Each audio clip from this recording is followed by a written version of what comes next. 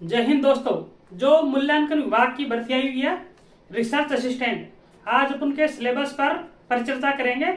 संपूर्ण सिलेबस पे डिटेल की, और जो विभाग की साइट पे जो सिलेबस डाल रखा है उसको हमने एक क्रमबद्ध तरीके से जमा दिया है कि अपन को पहला कौन सा टॉपिक पढ़ना है, उसके बाद में कौन सा टॉपिक पढ़ना है, फिर कौन सा टॉपिक पढ़ना है। तो अपन शुरू करते हैं। आज पहला टॉपिक रहेगा अपना स्टैटिक डेफिनेशन एंड इंपोर्टेंट, यानी कि स्टैटिक में महत्वपूर्णता और विशेषताएं, इसकी जो परिभाषा और महत्वपूर्णता स्टैटिक सब्जेक्ट की पहला अपना टॉपिक रहेगा। उसके बाद में अपन बात करेंगे डाटा कलेक्शन का, यानी कि डेटा का संग्रह। संग्रह के बाद में आता है अपना क्लासिफिकेशन ऑफ डाटा, डाटा का वर्गीकरण।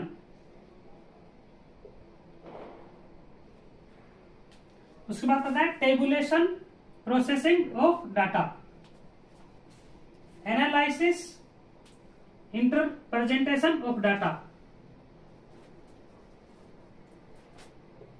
सारणियन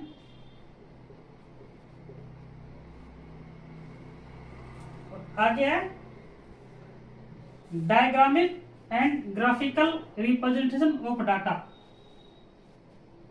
ग्राफ व आंकड़ों द्वारा चित्रों का प्रदर्शन, यानी कि अपन लिख सकते हैं इसको ग्राफ व चित्रों द्वारा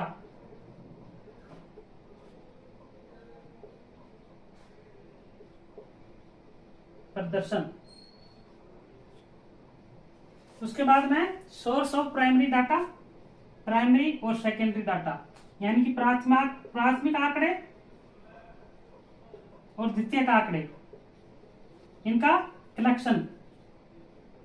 प्राथमिक आंकड़े क्या होते हैं और द्वितीयक आंकड़े क्या होते हैं, इसके बारे में। फिर आगे है टेक्निक और शेड्यूल, अनुसूची, ये इंपोर्टेंट, अनुसूची और प्रश्नावली।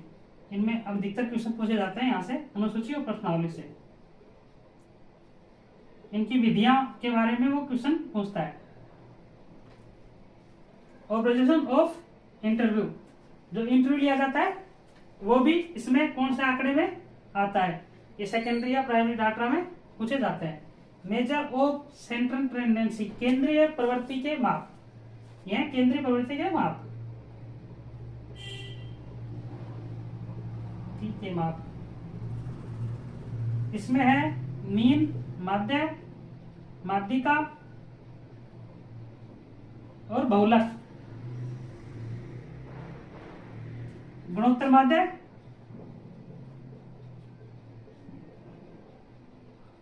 और हरात्मक माध्य।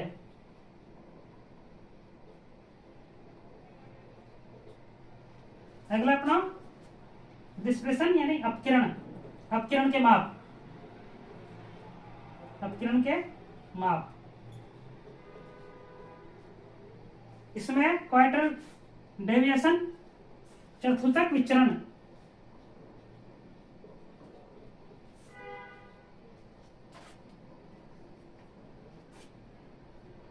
चतुर्थक विचरण और स्टैंडर्ड डेविएशन, प्रमाप विचलन।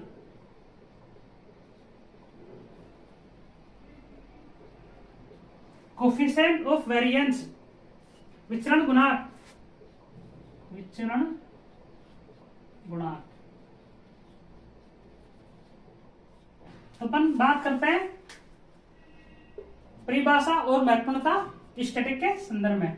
जो स्टैटिक सब्जेक्ट है उसकी परिभाषा की कौन कौन से लेखक थे, उन्होंने क्या क्या परिभाषा दी, ये क्वेश्चन पूछ सकता है। और इसकी जो महत्वपूर्णता है उनके बारे में, जो विशेषताएं रहेंगी, महत्वपूर्णता रहेंगी, उनके बारे में क्वेश्चन पूछेगा यहाँ से। डाटा संग्रह, डाटा का संग्रह किस हिसाब से करते हैं, कहाँ से डाटाओं का कलेक्शन किया जाता है, वो क्वेश्चन आता है इसमें। इसमें वर्गीकरण क्या आता है, संग्रहण के बाद में जो वर्गीकरण होता है ये चलता है, संग्रहण फिर वर्गीकरण फिर सारणीयन फिर प्रतिचयन, ऐसे इसका क्रम पूछा जाता है कई बार। तो ये क्रम से ही अपन ने इनको जमाया है। टेबुलेशन, फिर यहाँ पे एनालिसिस इंटरप्रेटेशन ऑफ डाटा, डाटाओं का किस हिसाब से प्रदर्शन किया जाता है, ये आता है इसमें। डायग्रामिक ग्राफिकल रिप्रेजेंटेशन, ग्राफ है चित्रों द्वारा प्रदर्शन। प्राथमिक और द्वितीयक डाटाओं के बारे में पूछा जाता है, अनुसूची और प्रश्नावली के बारे में भी। फिर उसके बाद में केंद्रीय प्रवृत्तिक माप, अपन यहाँ तक वो कर सकते हैं।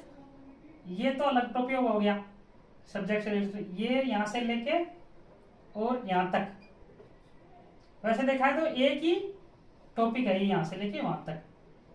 ये आगे है अपने सैंपलिंग, प्रतिचयन। सैंपलिंग के अंदर आता है पॉपुलेशन और sample of method, sample method of sampling, इनके बारे में पूछा जाएगा। ये प्रतिचयन, इसकी विधियां होती हैं, विधियों के बारे में क्वेश्चन पूछता है। एक सैंपल कैसे इकट्ठे किए जाते हैं, जैसे रैंडम तरीके से सैंपल इकट्ठे किया जाता है, स्ट्रेटिफाइड, इसको बोलते हैं स्तरित। स्तरित तरीके से किया जाता है मल्टी स्टेज, यानी कि बहु स्तरीय।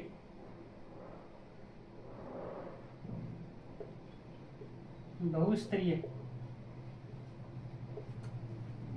सिस्टमेटिक तरीके से, सर्टिफाइड और क्लस्टर, ये इंपॉर्टेंट है। कन्वर्जेशन, जजमेंटल और कोटा और सैंपलिंग, इसके जो सैंपल के प्रकार हैं उनमें ये आते हैं। उसके बाद में हाइपोथेसिस टेस्टिंग। हाइपोथेसिस में अपन को दे रखा है काई स्क्वायर, इंपॉर्टेंट है काई स्क्वायर। हाइपोथेसिस परिकल्पना,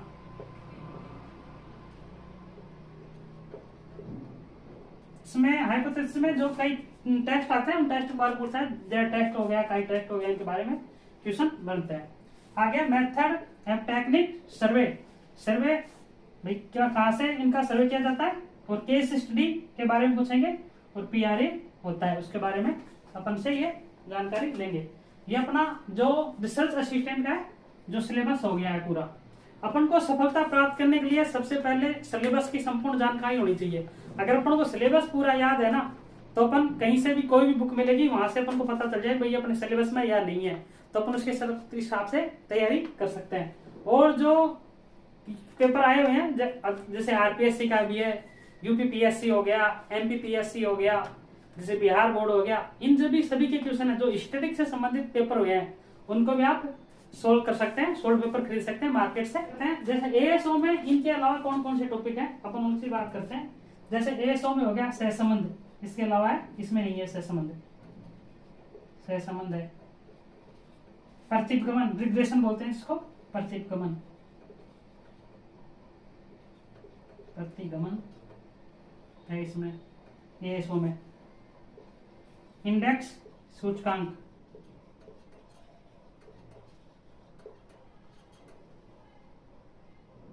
और समय श्रृंखला वाला, समय श्रृंखला टाइम एनालिसिस है ना, समय श्रृंखला।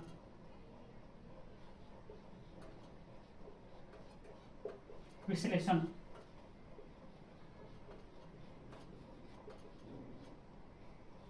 ये टॉपिक एएसओ में एक्स्ट्रा है। अपन आगे चर्चा करते हैं जो आयोजना और कंप्यूटर वाला सिलेबस है उसकी भी चर्चा कर लेते हैं अपन। आयोजना, आयोजना में क्या है, 5 ईयर प्लान, पंचवर्षीय योजनाओं के बारे में क्वेश्चन पूछे जाएंगे। पंचवर्षीय योजना,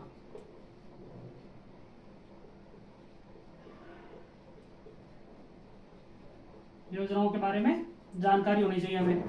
planning and economics development in India, नियोजन व आर्थिक विकास भारत के संदर्भ में, आर्थिक विकास।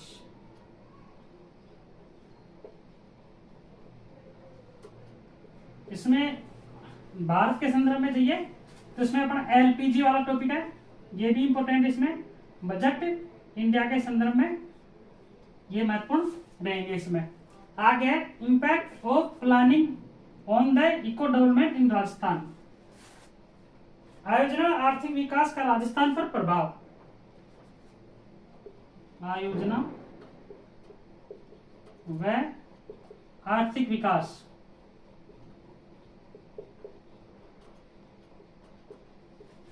का राजस्थान पर प्रभाव, राजस्थान के संदर्भ में आर्थिक विकास और आयोजन में क्या प्रभाव पड़ा, प्रभाव। इसमें आप ये राजस्थान वाला पोर्शन है, इसमें अपना राजस्थान की अर्थव्यवस्था है वो अपन मान सकते हैं, राजस्थान की जो अर्थव्यवस्था है उसके संदर्भ में क्वेश्चन पूछे जाएंगे। अर्थव्यवस्था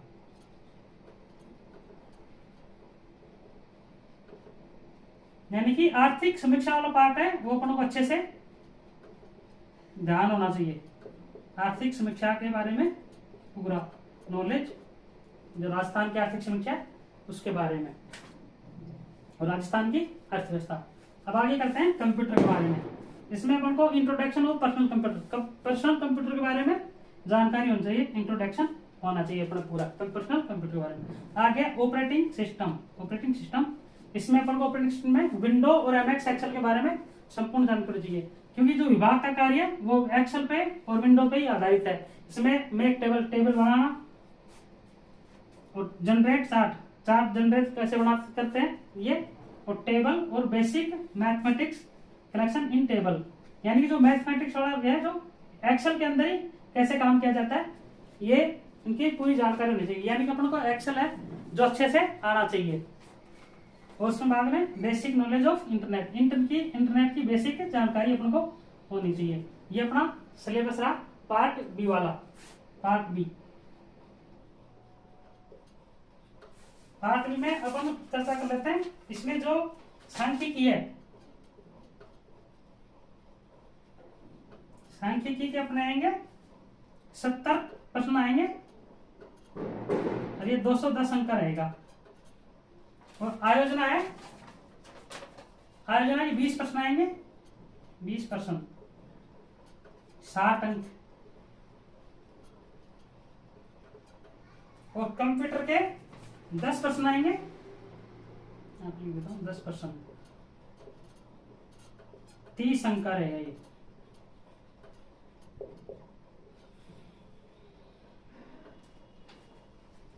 और पार्ट ए के बाद में अपन चर्चा कर लेते हैं।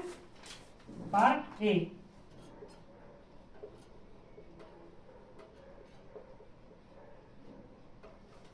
इसमें रहेंगे 60% और ये रहेगा 180 नंबर का, 180 अंक का रहेगा। इसमें आएगी राजस्थान के संदर्भ में जानकारी पता होनी चाहिए अपने, राजस्थान का जीके बोल सकते हैं अपन, जिसमें इतिहास,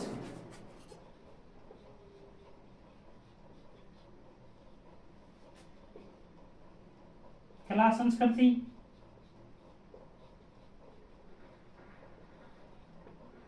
भूगोल, ये वाला पोर्शन रहेगा पार्ट ए में। आज अपन ने रिसर्च असिस्टेंट और एएसओ दोनों का ही सिलेबस का डिस्कशन किया है अपन।